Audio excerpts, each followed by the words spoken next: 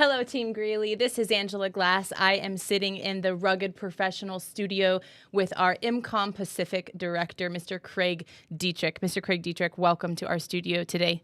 Thanks. Appreciate the opportunity to come talk to you and the team.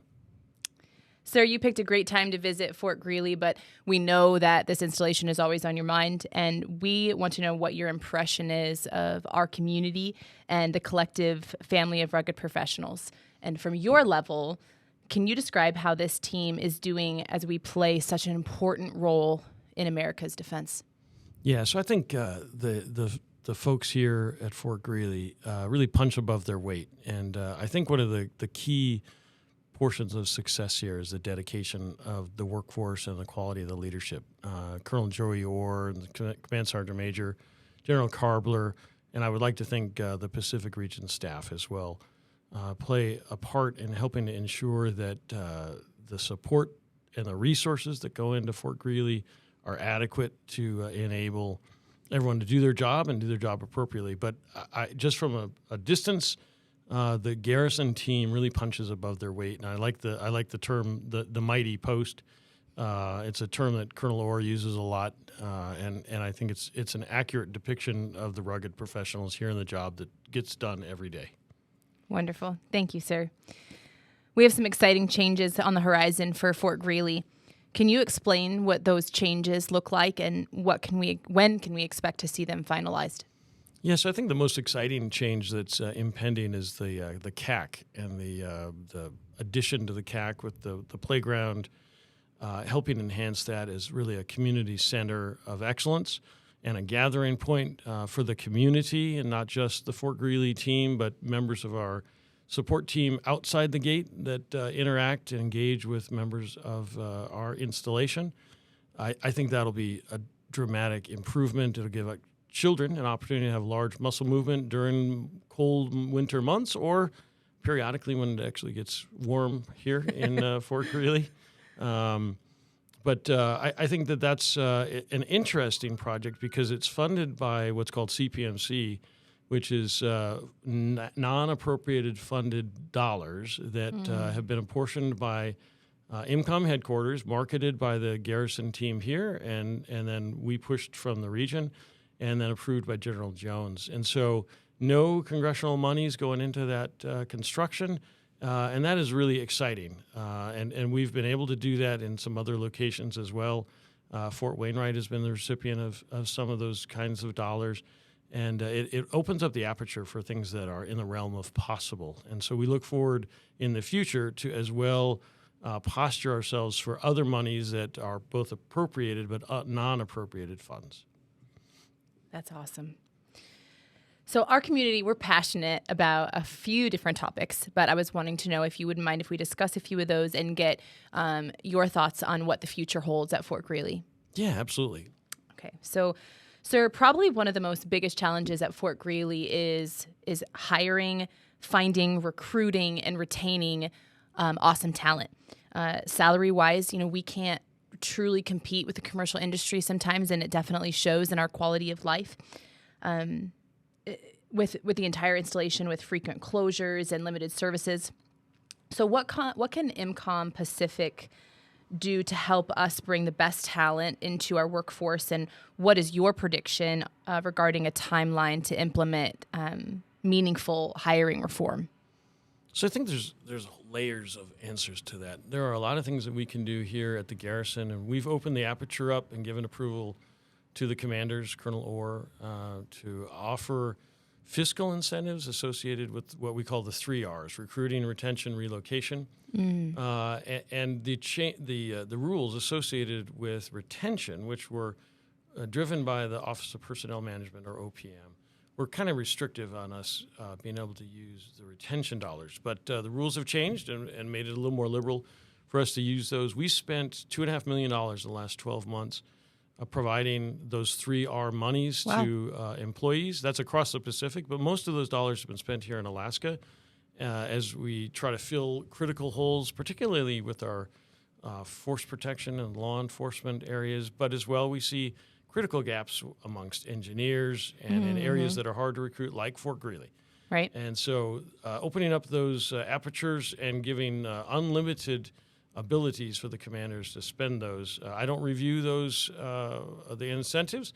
Your commander, in coordination with the commander at Fort Wainwright, can spend as long as they're within the boundaries of laws and applicable regulations.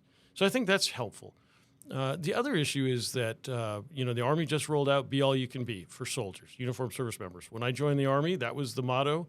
Right. 1983, Yes. that was the motto. Thanks for telling us the year. Yeah, a long time ago. But but I think Be All You Can Be kind of applies to civilians as well. And so we're looking at doing a campaign, at least in the Pacific region garrisons, where we'll attach a video to all our recruitments. We already do that in Japan and created to discuss the great opportunities that employees can take advantage of when they're assigned to those locations far from the United States. And we're looking to do the same thing for this garrison as well as Fort Wainwright to talk through what does Be All You Can Be mean in the Alaska remote, rugged environment, but that's also exciting and offers incredible cultural and natural resource opportunities for our employees. And then finally, I've been able to contribute to senior leaders in the Army with some ideas about how we might further enhance working for the Army as a civilian. We have a new generation that sees the world a little bit differently, and they're looking for some opportunities that previous generations weren't really looking for. And so as we try to look to adjust our opportunities, for instance, when we recently been talking to some students at University of Hawaii, political science students who are considering careers with the government, one of the main question I get asked is how long do I have to work to take a sabbatical? Sabbaticals are a foreign concept to our workforce right now. We don't have the rules or the laws that would enable us to do that. So we've got to think our way through how do we appeal to young people who are coming up who want to work for the government, but then as well have opportunities for them to take advantage of things that they would like to do as they become government employees, particularly Army employees. Absolutely. And so we'll explore that with senior leadership and overcoming months and years to figure out what we can do to better appeal to potential employees. Absolutely. I like that you talked about how Be All You Can Be a little bit different wherever you're at. Right? We experience so many different things here at Fort Greely than people do in the lower 48. And that slogan might be a little bit different for people who work in Alaska. So that's very true. So when talking to people on post, many feel like Fort Greely is sometimes a little bit of a forgotten outpost. Most installations around the world, even the most austere deployed locations, have a food court. Most of them have a barber, as you know, we don't right now. So that really affects a quality of life. It's 90 miles to the nearest McDonald's. It's 90 miles to get bulk groceries at Costco and Fred Meyer's and all those amenities that we just don't have here. Why does it sometimes feel like Fort Greely is not on our radar or on your radar? And when can this community expect to see tangible improvements to our infrastructure and offerings? So lot of layers into that question. So we know. So a good question, because no one wants to feel like they're forgotten or getting the leftovers of someone else's. Fort Greely definitely is on the radar of General Karbler at SMDC and the Missile Defense Agency. And the mission that gets performed here is really critical to national defense. As you know, when the alarm goes off here because somebody's practicing launching their missiles, it's driven home to the residents and the workers here every time that happens. So I would argue that Fort Greely isn't forgotten. I think that Fort Greely, because of its size, because of the low density of personnel here, has to posture itself in a different way to be competitive for resources. And so in able to have, for example, a food court, we just don't have the population here that's going to support and sustain that. It has to be a profitable enterprise, or at least a break-even enterprise, and that's really tough to do given the low number of folks here. I think of Kwajalein when I think of Fort Greely, not only because the mission sets are somewhat related and they both fall under Space and Missile Defense Command, but as well the remote and isolated location. And with Kwajalein on the end of the supply chain, much like Fort Greely is, the end of the road almost literally is outside the main gate. That makes things challenging. And I don't want to be Pollyannish and predict that there's going to be a flood of resources here. I think that we'll have steady investment in the requirements that are identified by leadership. Your commander puts up the requirements in what's called the Facility Improvement Plan, the FIP, each year in coordination with General Karbler and the USRPAC commander. And so there's awareness of the remoteness and the challenges here. And so we'll get resources to commensurate with that. I don't think we'll see a miraculous influx of resources that solves every challenge or issue, but I think we'll continue to see good investment, and we'll fight for that. For instance, with the CAC and the non-appropriated fund investments that we're making there, and then I think quality of life is beyond just a fast food. I think it's about leadership. It's about taking care of individuals, providing them with training opportunities and upward career advancement opportunities. And if I look back over the last 20 years that I've been familiar with Fort Greely, I can point to quite a few employees who have come to Fort Greely, excelled, gone on to bigger and better things, and now are GS-15s or SESs. And that's really admirable, and I think demonstrates that Fort Greely is kind of a springboard of excellence. And so I think we got to take a broader perspective when we think about, hey, I don't have a McDonald's. True, probably won't get a McDonald's just because there isn't a density of humans here. On the other hand, people are learning how to do with less, and those skill sets that develop out of that are invaluable as you move about the Army or stay here. I look at your studio here, and with a very small amount of investment, you've got an incredible capability. And most of your counterparts here on the garrison have done something analogous to that. And I think that's really admirable. And you guys are improving your own quality of life just through innovation and effort. I think that's great. I really appreciate that answer. I think that was honest, but also optimistic, and I think that the public is going to appreciate that as well, sir. We're about to begin offering 24-hour fitness at the Post Gym, and that is such a win for Team Greely. What suggestions do you have for us to get the most out of our current infrastructure situation?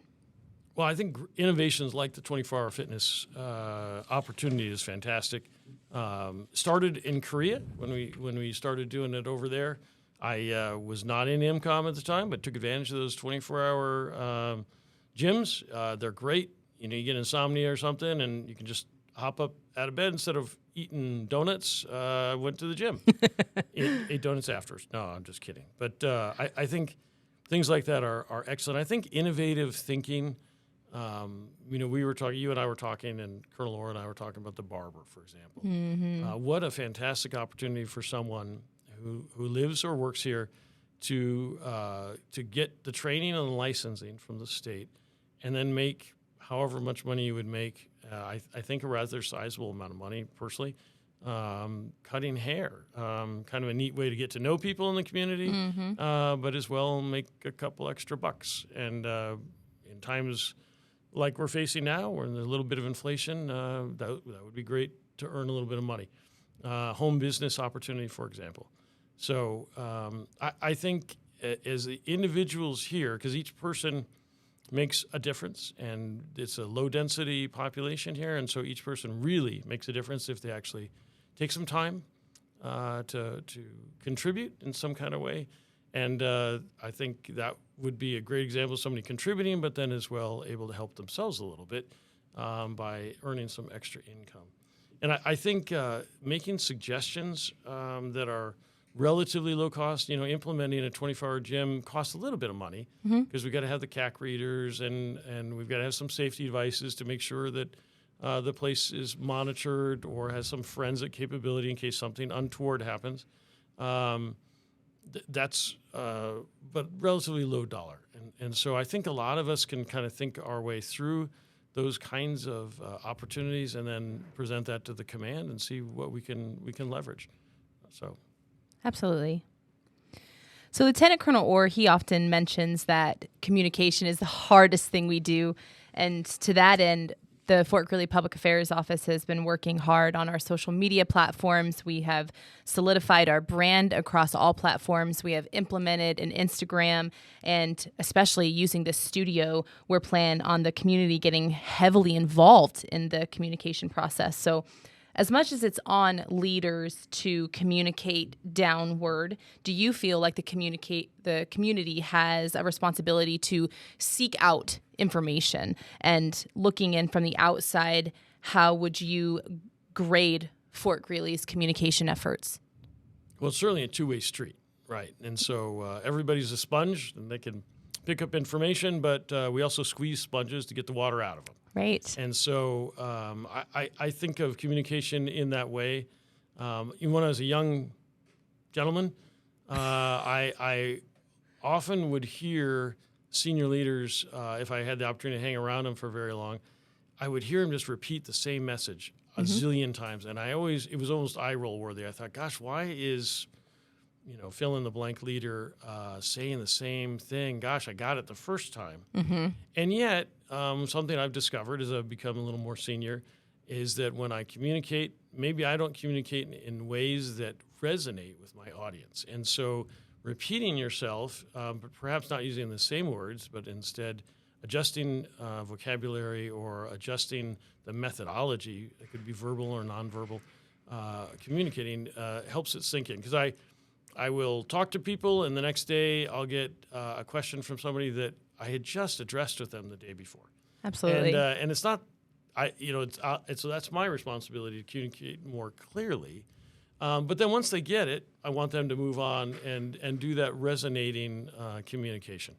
And so I think that word of mouth, the person-to-person, now that COVID's behind us, person-to-person engagement, whether we're over at the Community Activities Center or we're at the gym chatting with a friend, sharing information amongst each other is super important in an informal, personal way, not just via digital, which I think you guys have an excellent platform. The fact that you're doing this podcast differentiates you from most other garrisons. We don't see that everywhere, and so I think that's excellent. But I think also it's upon leadership to repeat messaging to make sure everyone gets it.